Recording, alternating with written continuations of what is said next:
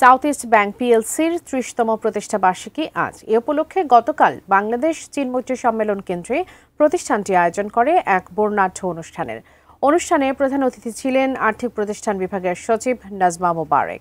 আর্থিক ও সামাজিক খাতে সাউথ ইস্ট ব্যাংকের অবদানকে তিনি সাধুবাদ জানান। বিশেষ অতিথি ছিলেন বাংলাদেশ ব্যাংকের ডেপুটি গভর্নর মোহাম্মদ জাকির হোসাইন চৌধুরী। অনুষ্ঠানে সাউথ ইস্ট ব্যাংকের চেয়ারম্যান এম এ কাশেম বলেন, সততা, আস্থা আর উদ্ভাবনের পথ ধরেই তাদের এগিয়ে চলা। অনুষ্ঠানে আরও বক্তব্য রাখেন ব্যাংকের ভাইস চেয়ারপারসন রেহেনার রহমান। স্বাগত বক্তব্য রাখেন ব্যাংকের ব্যবস্থাপনা পরিচালক আবিদুর রহমান চৌধুরী। দিনভর নানা আয়োজনের মধ্যে ছিল সাউথ ইস্ট ব্যাংকের দীর্ঘ পথ চলার ইতিহাসের প্রদর্শনী, সভা ও সাংস্কৃতিক পরিবেশনা।